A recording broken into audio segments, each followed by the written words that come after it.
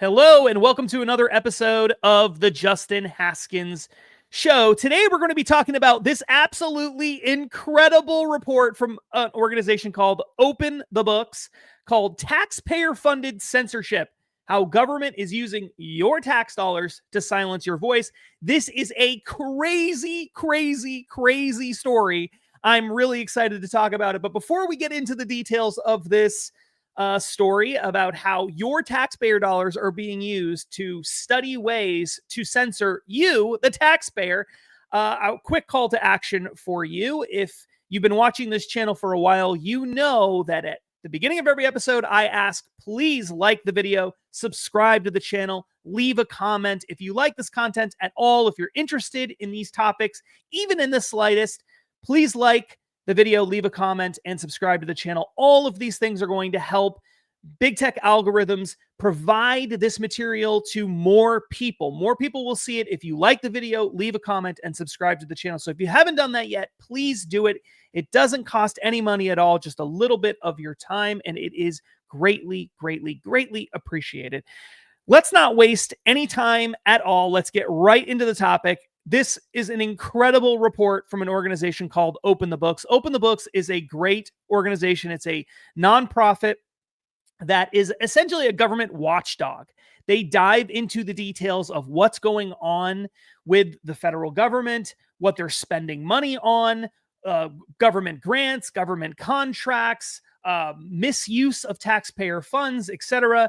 It's a really great organization. I highly recommend that you check out Open the Books. And if you have some money and you feel like being a patriot and you want to donate to Open the Books, please do that. But they haven't given me any money to do this, by the way. They have no idea that I'm doing this video. But I am a big fan of Open the Books, and they emailed me this report, and I just thought it was the coolest report. Really scary stuff. Hopefully, it's going to be fixed soon. But they do incredible work. So check out Open the Books if you get a chance, and give them some money if you have it available to you. All right. So what is this report all about? What Open the Books did was they took a deep dive into the spending of the Biden-Harris administration on programs related to misinformation, disinformation, and something called malinformation. Malinformation is this idea that someone might say something that is true, but it's out of context. And because it's out of context, it has negative effects and impacts. So unlike misinformation and disinformation, which involves falsehoods, malinformation is true, but taken out of context, it creates larger problems. So the government has been spending lots and lots and lots of money to research these three concepts. And in the process of doing that, they've been giving out money, as you'll see soon, a lot of money to third-party organizations. They've also been contracting with third-party businesses to help them help the government track misinformation and disinformation and malinformation and things like that. Basically spying on you, tracking the speech of American citizens. And I'll give you some examples of the kinds of things that they are looking at, so you can see just how Orwellian this whole thing is. But this is really, really disturbing stuff.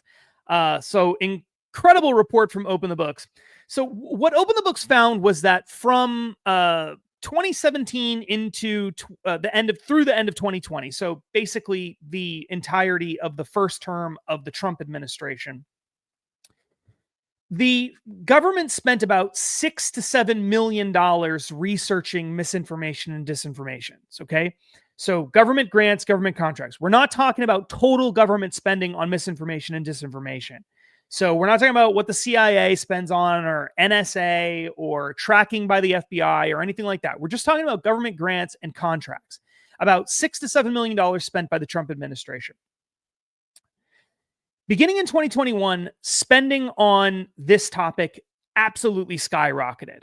The Biden-Harris administration spent, from 2021 to the present, $267 million on research grants with the term misinformation in the proposal. $267 million on research. They also paid a whole bunch of money in government contracts to people who are helping the government figure out better ways of tracking misinformation and disinformation, counteracting it, basically coming up with propaganda. So I want to provide you with some of the kinds of things that Open the Books and others have found that the government's been doing in this area under the Biden-Harris administration. This came from this particular part of the Open the Books report, came from another report that had been completed by the U.S. House Committee on the Judiciary and the Select Subcommittee on the Weaponization of the Federal Government. That acronym would be a lot of fun to come up with. The report was released in February of 2024. And this is what the report said. It found that the National Science Foundation had been funding grants that supported tools and processes that censor online speech. According to the report, the purpose of these taxpayer-funded projects is to develop artificial intelligence, AI-powered censorship and propaganda tools that can be used by governments and big tech to shape public opinion by restricting certain viewpoints or promoting others. Open the Books found that $13 million was spent on these technologies that were profiled in the U.S. House's report on this.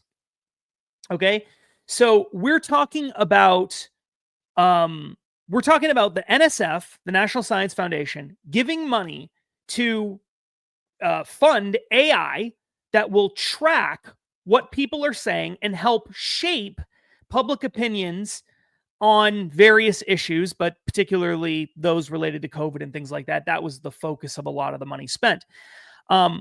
This is beyond just a little creepy. This is incredibly egregious, in my opinion. The federal government should not be tracking speech by American citizens, lawful speech. They should not be building AI or paying other people to build AI to help with censorship on social media platforms or things like that. This is completely ridiculous.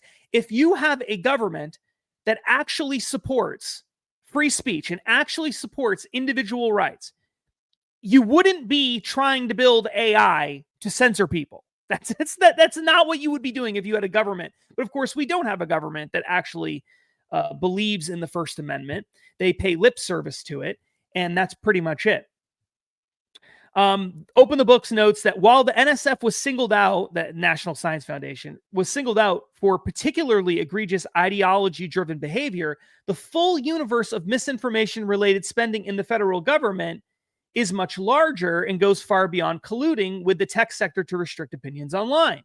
Federal spending records show at least 127 million tax dollars were spent funding anti-misinformation efforts directly related to COVID-19 for a variety of activities, from on-the-ground advocacy working to dispel vaccine misinformation to scientific studies on how supposed misinformation is spread online.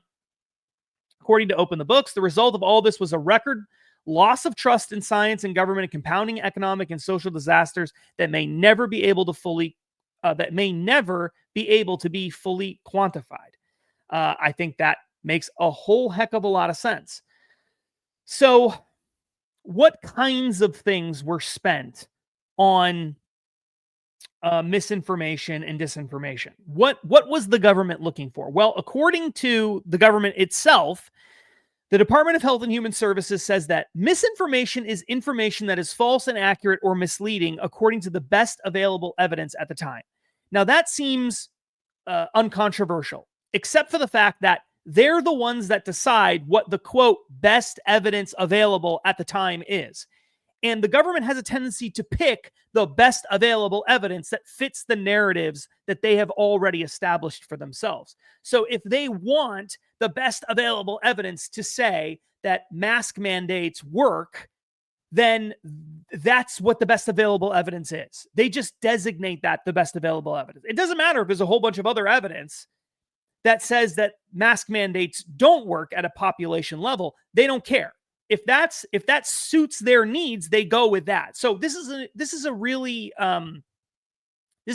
although the definition seemingly is uncontroversial, it is problematic when the government applies it because they pick and choose what the best available evidence means.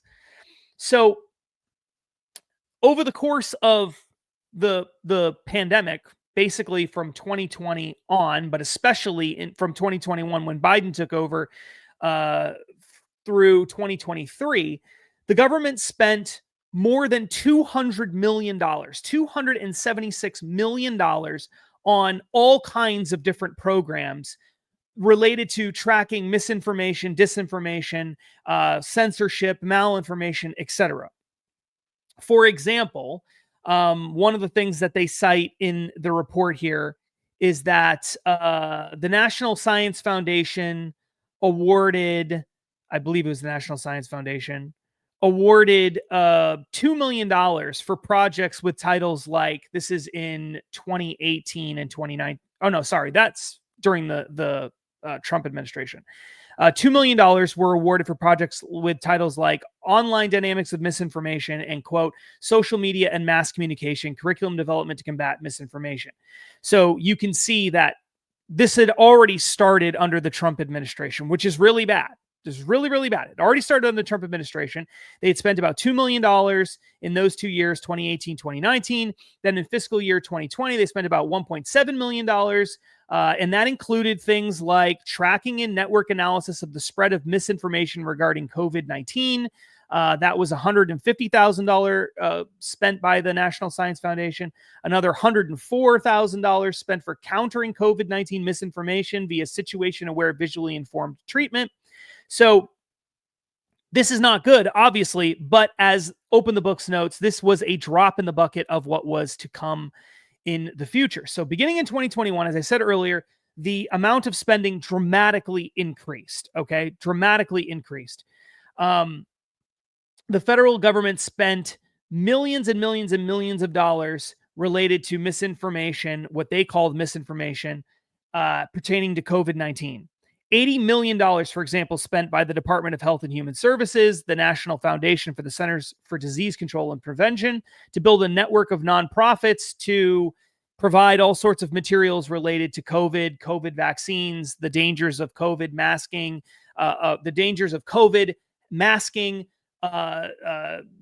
social distancing, things like that.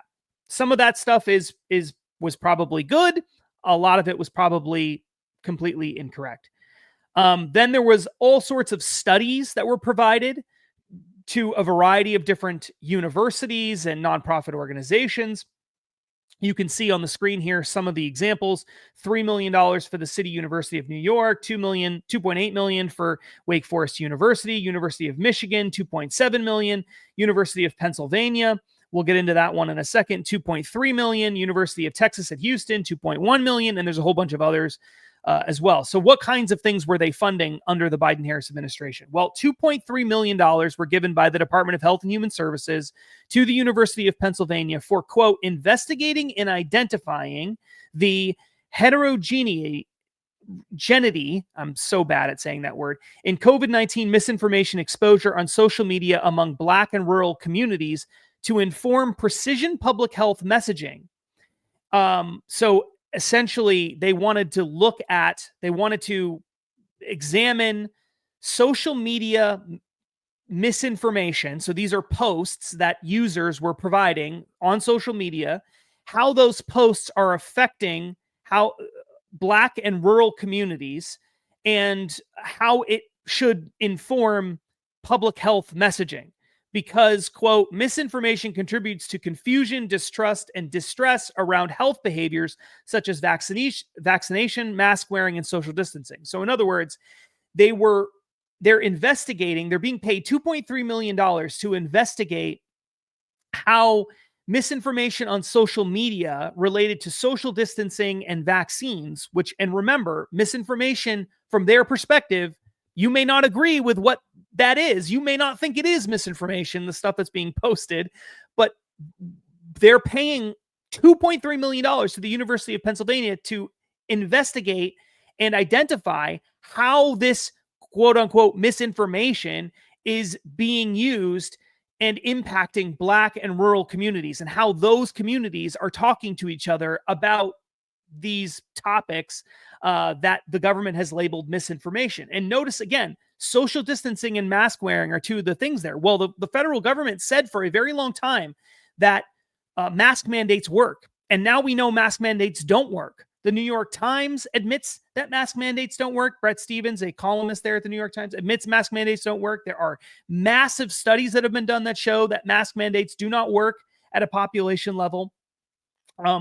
We know that social distancing requirements really don't work very well either at a population level. So they, as Open the Books notes, in other words, they wanted to find the different messages and media various communities were receiving in order to better tailor the government's rebuttal. So what the University of Pennsylvania was being paid money to do, and there's a whole bunch of other programs very similar to this, is collect social media posts by American citizens, lawful American citizens, collect their posts, analyze them, track how they're affecting different groups, and then you help the government develop propaganda, essentially, to counteract what they're saying is misinformation, which some people, in some cases, would say is not misinformation. Now, I'm sure some of this was misinformation, but of course, we all know that some of it wasn't, and that the government actually got some of the COVID-19 stuff wrong while the pandemic was happening. So taxpayers are literally spending $2.3 million so that an Ivy League university can track American citizens, what they're saying, and then develop propaganda for the government to help them counteract what citizens are saying. None of this should be going on. None of this should be happening. And as I said earlier, this isn't the only program. There's a whole bunch of other programs. $2.1 million from the Department of Health and Human Services to the University of Texas Health Science Center at Houston for research on the, quote, social processes and cognitive factors underlying misinformation comprehension in social media. They wanted to do this by developing an algorithm to automatically detect intent and belief attributes underlying COVID-19 misinformation, so that researchers can develop computational infrastructure to mitigate the spread of that misinformation, thereby, quote, easing public health burden and informing policy regulations as needed. This is so creepy. This is so creepy. They want to develop an algorithm that automatically detects the intent and belief attributes underlying what users, American citizens, are posting online related to COVID-19, what they're saying is misinformation. This is the kind of stuff that comes straight out of 1984.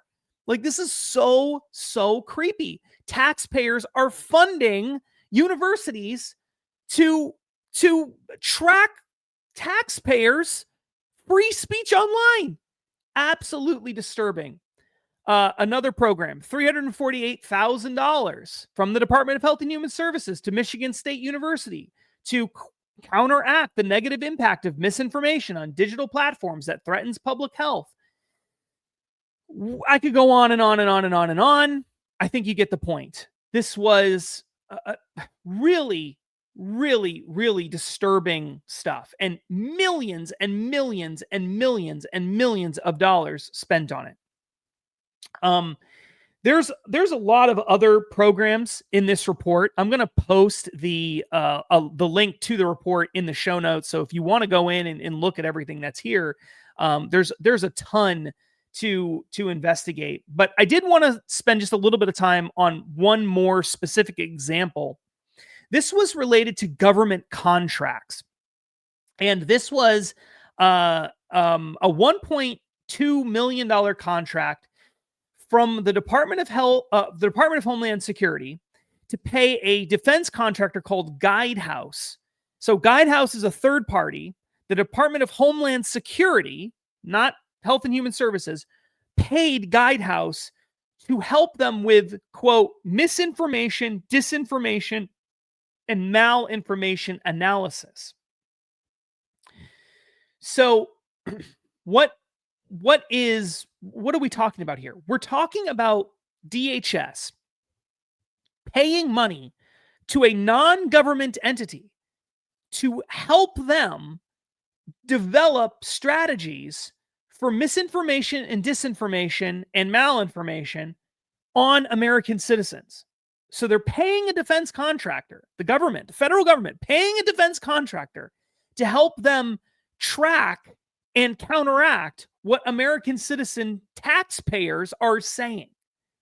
This is, again, so disturbing, so far beyond the bounds of what should be happening. I want to pull up, because I did some research of my own on Guidehouse, I just want to illustrate how creepy all of this stuff is.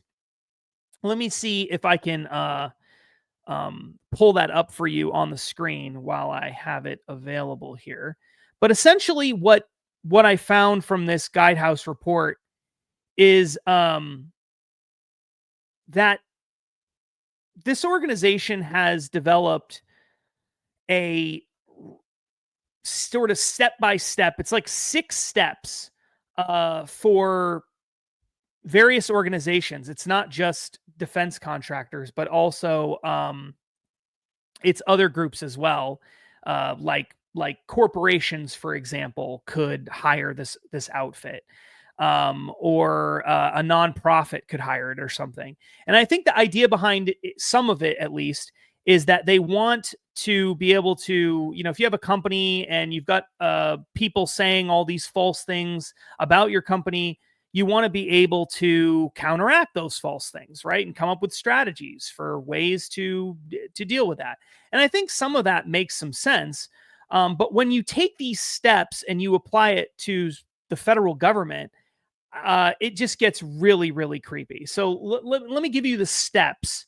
And then as you're looking at the steps that they give to misinformation and disinformation detections, this comes from Guidehouse, the company that taxpayers paid $1.2 million to, so the Department of Homeland Security could contract them to help them deal with misinformation.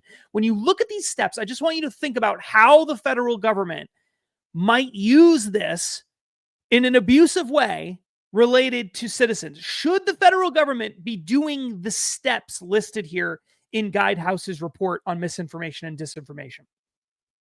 The first step is to understand the reputation, mission, and broad themes to be protected. Okay, that's simple enough.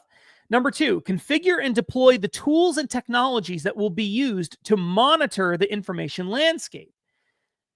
So it talks about how detecting and responding to misinformation and disinformation effectively requires a customized approach for your organization. Configuring and deploying the right tools and technologies based on your organization's specific risk profile is critical to maximizing detection and mitigation efforts.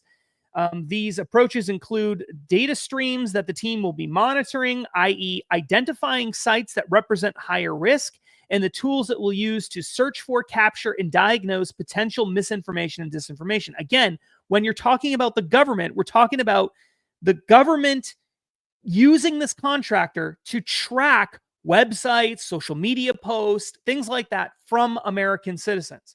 Once they track that information and they gather it all together, they identify the information that has deviated from accurate or intended messaging and analyze its informational attributes. So they conduct an analysis on the things that American citizens are saying on these websites and social media.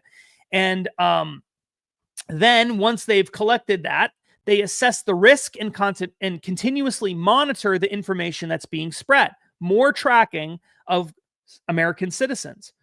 Our team maps the informational attributes to a risk matrix and presents the key fact-based findings along with supporting documentation.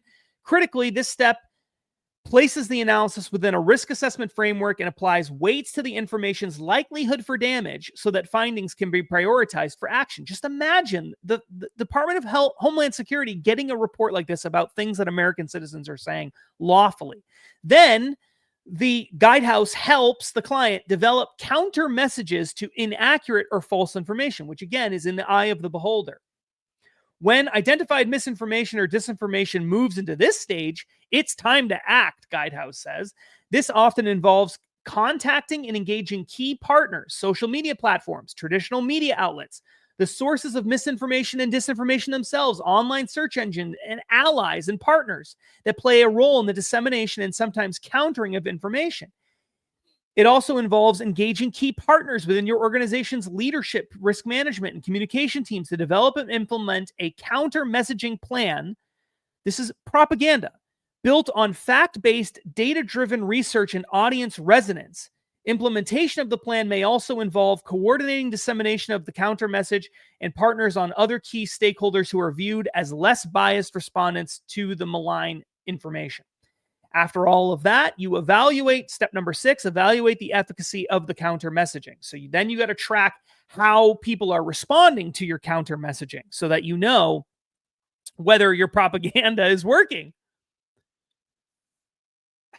I mean, I could go on and on and on. The report is incredible. Not just the one from Guidehouse is incredible on its own, but the Open the Books report is absolutely incredible. I highly encourage you to check it out if you get a chance.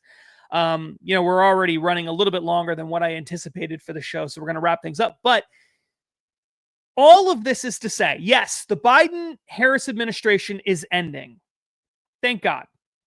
We have a new administration that's coming in that will hopefully not do these things. Spend hundreds of millions of dollars on misinformation, disinformation, malinformation programming. Hopefully that doesn't happen with the next administration. It did happen the first time Trump was president, which I think is really important for us to keep in mind. We want to be fair about this. It is so important for the Trump administration to come in and to dismantle this entire system.